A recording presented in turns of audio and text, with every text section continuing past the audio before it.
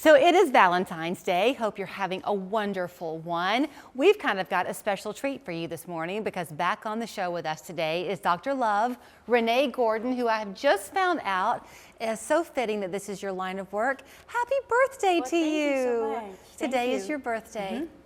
So you had a chance to be with us about a week or so ago. You are kind of a relationship love expert. Correct. But you seem to not come to your work with a philosophy of what a person needs to do to attract somebody else. You kind of turn inward. You say the best thing to do on this Valentine's Day is kind of treat yourself too. Is that right? Exactly. If you want to attract love, you got to have love within yourself. And you kind of have to look at yourself and saying, if you're single, who am I being to attract that right person? Am I joyous? Am I loving? Am I respectful to myself? Or do I say unkind words to myself? And if you say the self-talk, which is unkind, you'll be attracting people who are also negative. If you say wonderful and loving affirmations and manifestations like, I love myself, not being self-centered or anything, but I'm worthy, I deserve love because I love myself, and I deserve the best, and setting boundaries. You know, you and your husband have been married for 25 years. Yes. Yet you're very forthcoming, both with us here on the air and when people follow you on social media and on your website and in your books. Yes, thank you. About your own experiences where you didn't have the right love in your life. So even if you're a person watching today and you're in a relationship, is that self-love important to keep your relationship strong? Yes, it is. It's who you're being, and if you want to have, you know, an extraordinary relationship with other people, you have to be extraordinary yourself, and know yourself. And if you're single, would you want to date someone like yourself? Instead of looking outwardly, you want to look inwardly. What am I doing? Am I attracting the wrong person every time I break up with somebody? And so look inwardly. What am I doing? Who is in the center of all these breakups? Okay, where does the loneliness factor come into play? Because sometimes people, I think, will get themselves in a relationship because they're afraid to be lonely. But if you're in the wrong relationship, that would almost make you feel more lonely. Exactly. You're absolutely right. And that's the worst, to be with someone and you're even more lonely because it's so isolated. And so you have to find love within yourself. You know, finding, of course, loving God, but loving yourself, and also forgiving yourself for past, you know, discretions and things that you've done in the past, and letting that go and moving forward with your life and being the best version of yourself.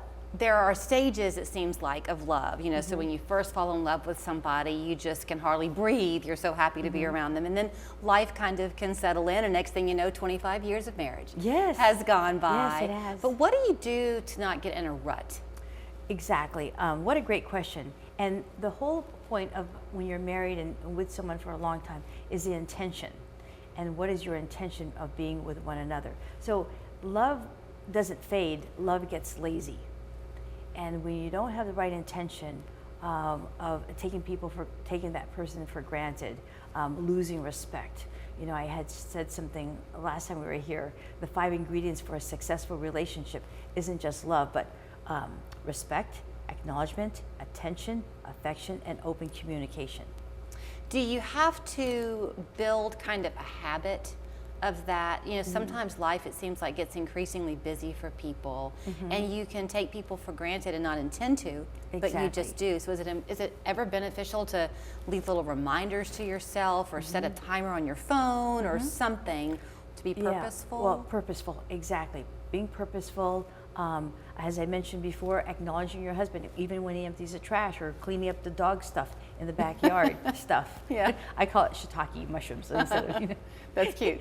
Okay, and so leaving love notes, a Post-it note. It doesn't cost like a $200 rose bouquet. You can do a love note on your spouse's monitor, on her computer screen, or write it on her purse. You know, a little Post-it note, or you can write on your husband's car. Just Post-it note on his windshield. I love you. I can't wait to see you later on. Sometimes those things mean more than a purchased gift. Oh yes, yes it does. And you don't have to buy something expensive. The simplest things.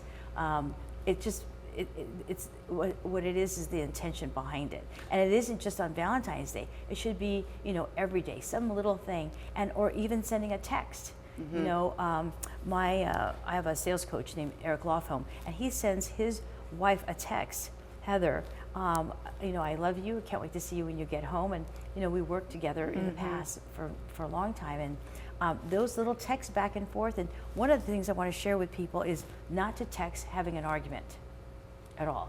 Don't text negative things at all. Oh, yeah, because it's permanent. Once it's written, you can't Yeah, take it back. and words are very, very powerful. So when you say something, I appreciate you, I honor you, and you know, you're so worthy, and something, you know, kind words. I know it sounds like out of the ordinary that people can speak like that, but when you say it more often, it just comes naturally. It becomes your muscle memory. Exactly. I did reference your books, and I want to remind people your Swipe for Mr. Right has been a bestseller. Yes, in 13 different categories internationally.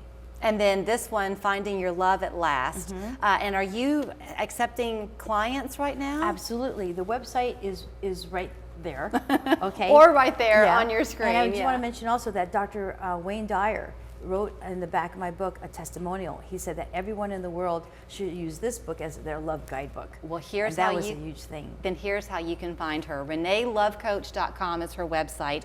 There is her phone number. You can follow her on social media as well. By the way, it's her clients who named her Dr. Love. Yes. And happy birthday Thank to you so much. Oh, I wanted to give you this. This is a Valentine's Day gift. Oh, from aren't me. you kind? Yes, you're I should very be welcome. giving you something on your no. birthday. No, this is fine. What a wonderful opportunity. Such a great honor to be here. Thank you so Thank you. much.